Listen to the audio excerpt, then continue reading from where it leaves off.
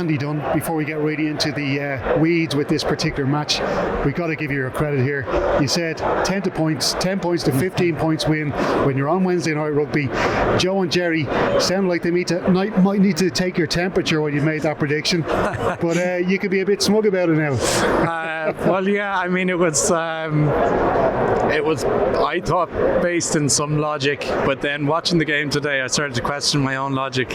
In reality, I think certainly at 25-19, when we were really locked in, both sides looked quite tired. I mean, after arguably the best 40 minutes of rugby I've seen at international level in the Aviva, but that first 40 minutes was swashbuckling, high-level entertainment, high-level execution, and both sides paid for it to a certain degree in that 20-minute period in the second half. I think they were dead on their feet. A number of players we saw off the ball were struggling, just to get back into the line and to be of value to the group. You could just see they were laid out on their feet. So certainly at that stage, I wasn't overly confident, but yeah, it was great that we pulled away and got that all-important score. Could have gone either way at 25-19, but super to get that win.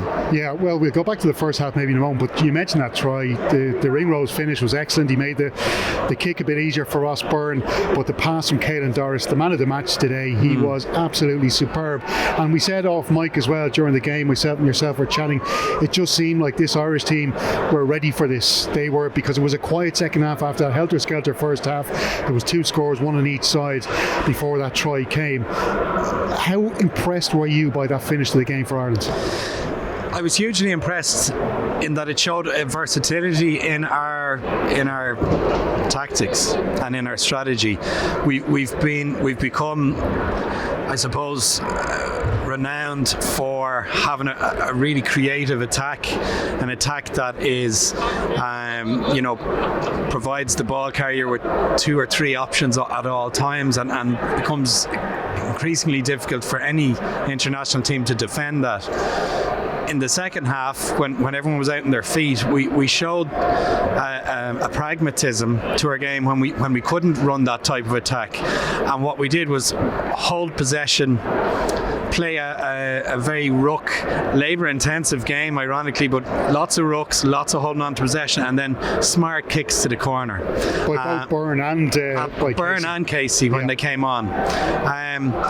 What's probably more significant for me is that we not only did we play that pragmatism and game-winning type rugby, we played that with the personnel on the field, without our starting front row, without one of our starting second rows, without our starting 9, without our starting 10, and arguably without Robbie Henshaw as well, who has had a longer term injury.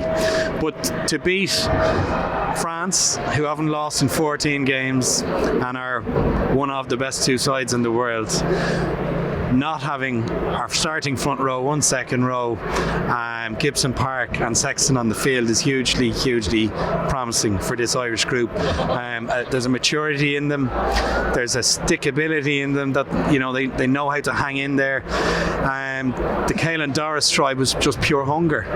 It was, yes, there was skill involved, but there was hunger.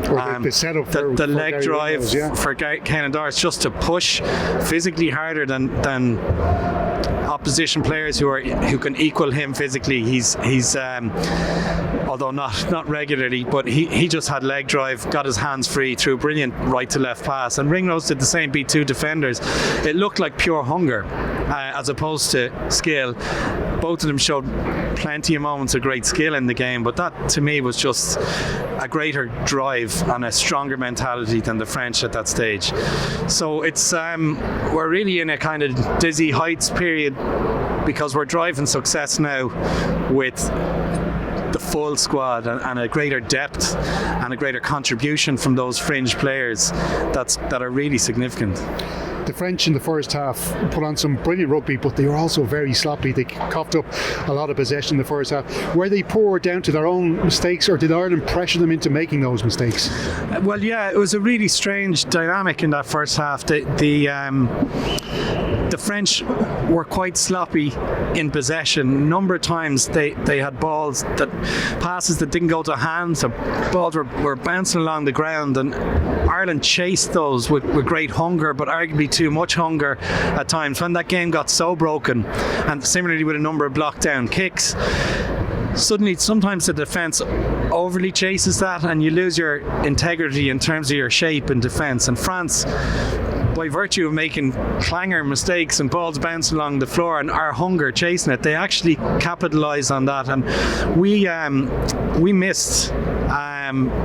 We got 80% of our tackles, but we missed 20% of our tackles. That is not typical of this Irish team. They're typically a 90 to 95% tackle completion team. France beat 38 defenders in 80 minutes. So, but they didn't always construct the situations to do that. They were opportunistic because of their own mistakes.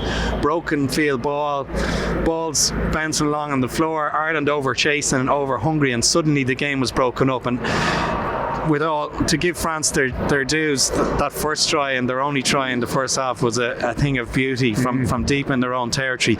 But I think they probably didn't break us down systematically. They broke us down opportunistically. So just one more on the French before we talk about the Irish first half, is that Fabien Galtier must be looking at that performance today, because everybody thought, they were, as they say, dumping the dirty diesel last weekend in that game against Italy, where they didn't play great but still got it the win, and that they were really focused on coming to Dublin and getting a huge victory ahead of the World Cup. But that hasn't happened, and you're kind of looking at that French team now after winning the Grand Slam last year. Are they a little bit concerned now heading into their own World Cup?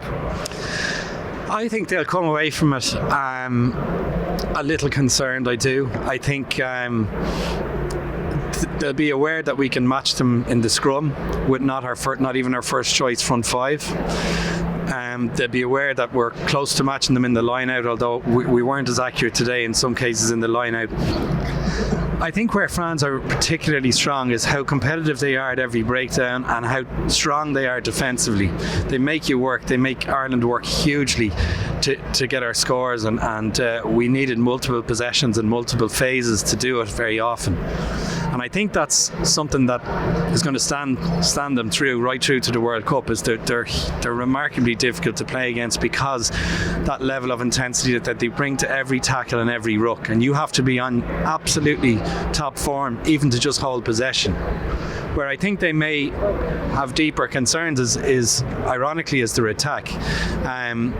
Provided had the ball not been so broken and fractured on the field and France being opportunistic, they didn't create in a way that was systematic. They didn't break us down. They took a lot of opportunities from broken field play, and that's not something you can build around. That's happenstance from game to game. That would be more concerning from my end for the likes of Galtier. As you guys mentioned Wednesday Night Rugby as well, is that a lot of those narrow wins were down to like little bits of magic by certain players, and that kind of feeds into what you were saying. Absolutely. As well. Today, Penaud in particular, Dupont, the French left winger, Jalange, the number 6, they were hugely influential by broken field attack.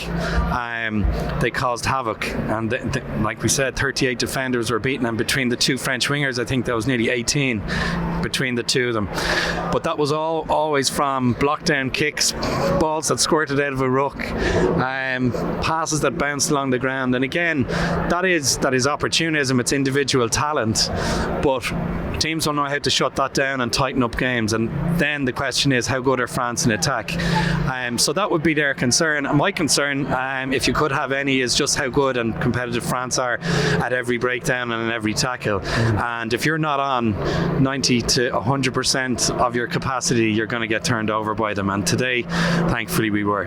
Potential quarter-final opponents, of course, in the World Cup for Ireland. But Ireland right now are just worrying about playing Italy in about a week's time. The Grand Slam is still on. on. The tries they scored today will give them great confidence as well. We saw a lovely assist from Finlay Bealham, who seems to be really kind of boning up with his Ty Furlong videos maybe to improve himself. But James Lowe as well with an incredible finish. He almost was breakdancing over that line, assisted by Mac Hansen, who was pretty mercurial today. But I suppose they're just happy enough that they're getting good tries. I know the third one was a bit more of a grunted effort, but would you say they're confident after those scores? I think they're a team that is riding high on confidence, and I think a lot of it comes from the confidence their head coach shows in them and shows in the depth of the squad. And I think he empowers them as a group to have options, genuine options on the field, to execute them, to take risks. And I think they're aware that they're not going to be crucified if they take a risk and it doesn't come off. You can see that in the flair that comes into their game and the execution on that. On the tries themselves, Bealham's inside ball was Furlong-esque, but I think the more significant point of Bealham's presence on the field was that the scrum didn't go back once, and that was one of the biggest concerns about losing Furlong. And what is our strength and depth? Bealham stepped up to the plate, and as did Tom O'Toole, who came off the bench and did a brilliant job. So we're suddenly looking at a far more reassured presence in terms of our front five and their depth. We'd Herring go off the field, and obviously Sheehan was injured, so not that Kelleher's third choice, he's second choice it seems at the moment, but our first and third were missing. We'd Ty Byrne go off the field, so that looked like a significant injury, and hopefully it isn't. But yeah, we've got a lot of depth now, and I think we've got a lot of versatility in our attack. We've got a coaching team that are calm in sometimes chaotic circumstances and reassured. So all in all, there are dizzy heights for this Irish squad at the moment. Yeah, Johnny Sexton got a leg injury as well. He didn't look as bad. He was down on the touchline there giving an interview, and he seemed okay. But himself, Conor Murray, still looked good together. The back line and all. Were you happy enough with their performance today? Yeah, certainly in that first half, I thought the back line were very creative, and I thought dangerous, particularly in that James Lowe try, acrobatically finished in the corner, but the lead-up play was fantastic. I thought Sexton was working his usual high-quality involvement in terms of bringing all the players into the game, varying our attack. In the second half, the game stagnated somewhat, so the backline didn't look as dangerous, but what we did look was pragmatic and smart. And like we've mentioned, Craig Casey coming on, using that left boot to kick nice grubbers and box kicks into the corner, and Ross Byrne equally smart and pragmatic in that second half. So again, it just shows that we've a versatility overall in our game. We can't always, for 80 minutes, look fluent in attack, and certainly with changes and injuries and new combinations on the field, it can be hard. And there's also that whole what's gone on in the first 45 to 15 minutes that has an effect on the physicality and the capacity of the team in terms of fitness. So the versatility overall really, and changing tack to be smart, canny game managers for the last 20 minutes is a lovely trait in any team. Let's be honest here, Andy. Ireland should be winning that game in Rome. The Grand Slam will still be on, you would think, after that match. But then there's a trip to Edinburgh to take on Scotland before England come here. And they are two teams who historically have given Ireland trouble when trying to go for a Grand Slam or Six Nations Championship. Would you still be a bit concerned with those two games coming up? Yeah, I think Italy in Rome won't be a pushover. I think they're a team on the rise. I think they're again a team who's managed similarly to Ireland, with a very empowering coach who embraces the team to take risks, and that can be dangerous. However, I do think we'll beat Italy. I'd be a little worried about going to Scotland, again, just based on the quality of Scotland's performance last week. And yes, there are no pushovers in England, regardless of their loss last week. Right now, ultimately, I believe we can do a Grand Slam. I think it's our greatest opportunity. in recent years since 2018, and also it's an opportunity to win a Grand Slam at home, which we've never done. Great stuff, Andy. Thank you. Cheers.